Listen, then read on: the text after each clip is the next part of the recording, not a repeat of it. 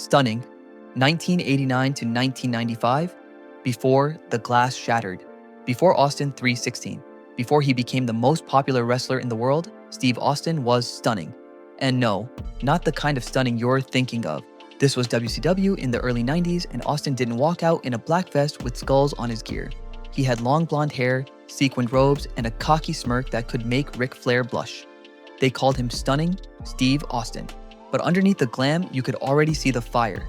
Austin was technically perfect, ruthless, and smart, a wrestler's wrestler. By 91, he held the TV title. By 93, he was one half of the Hollywood Blondes with Brian Pillman. A team so good, fans couldn't help but love them. Their promos were electric. Their chemistry was real. Austin's sarcasm and attitude started slipping through early flickers of the Rattlesnake. But WCW didn't see it. When Pillman got hurt, the team got dropped. Austin got injured, and while he sat home healing, Eric Bischoff fired him over the phone. It was a gut punch, but it also lit a fuse, because the man WCW didn't believe in was about to change wrestling forever. Ringmaster 1995 to 1996. After WCW, Austin landed in WWF. New stage, same problem. They gave him a manager, Ted DiBiase, a belt, the $1 Million Championship, and a name, the Ringmaster. It sounded fancy, but it felt empty. No voice, no personality, just a clean haircut, green trunks, and a wrestling machine with no soul.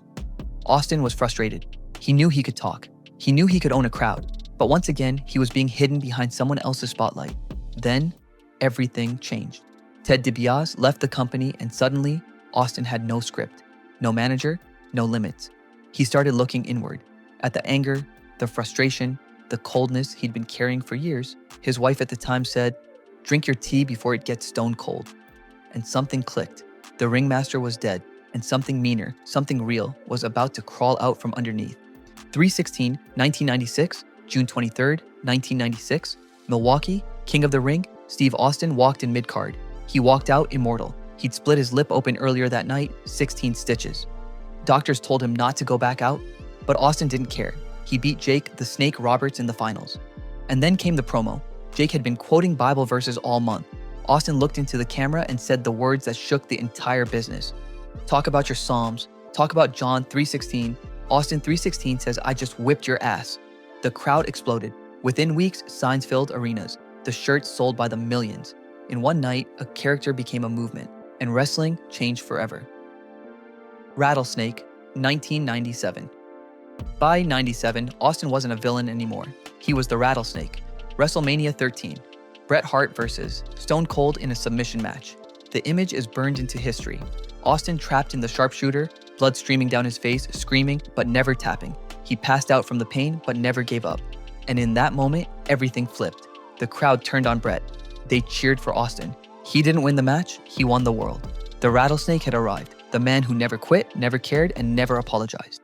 Champion, 1998, March 29th, 1998, WrestleMania 14. Stone Cold versus Shawn Michaels, Mike Tyson ringside. The crowd was unglued before the bell even rang. Austin wasn't the corporate pick. Vince didn't want him as champion, but the people did. After a brutal fight, Austin dodged sweet chin music, hit the stunner, and pinned Michaels while Tyson counted 1, 2, 3. The roof blew off. Tyson turned on DX. Austin held up the belt and 2 beers. The antihero had just become the face of the company. And with that, the Attitude Era officially began. Attitude, 1998 to 2001. From 1998 to 2001, Stone Cold was wrestling. The feud with Vince McMahon was lightning in a bottle. The boss versus the outlaw. Every week, Austin found a new way to humiliate his boss, driving a Zamboni into the ring, spraying the corporation with a fire hose of beer, stunning everyone from The Rock to Santa Claus.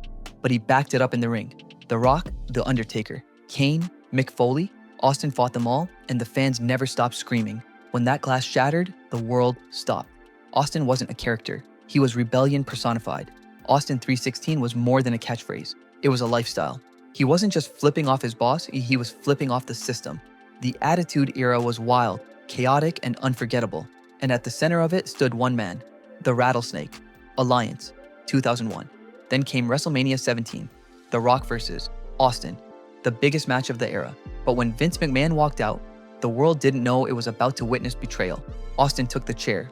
He smashed The Rock over and over. And then, he shook Vince's hand. The rebel had joined the boss. The next night, fans stared in disbelief as Austin hugged Vince and turned heel. He sang songs with Kurt Angle, played guitar, demanded love. It was bizarre. It was uncomfortable. It was unforgettable. Then came the invasion. WCW and ECW merged into chaos. Austin led the alliance, paranoid and unstable. His feud with Kurt Angle stole the show. Pure emotion, pure violence. But fans couldn't hate him. Even as a villain, they loved him too much. By the end, the alliance fell. But Austin, the performer, reminded everyone why he was the best in the world. Sheriff, 2003 to 2004. After WrestleMania 19, Austin was done. His body couldn't take it anymore. His last match, a loss to The Rock, was poetic. But months later, the glass shattered again. This time, he wasn't the outlaw. He was the Sheriff of Raw. The man who once fought authority had become the authority, so with a beer in hand. Austin made Eric Bischoff's life miserable. He stunned half the roster, drove ATVs through the curtain, and brought back the chaos that made Raw must-watch TV. The Sheriff didn't follow rules. He made them up. He deputized Goldberg.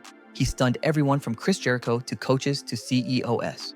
It was Austin's final run, loud, hilarious, and perfect. The outlaw had become the law.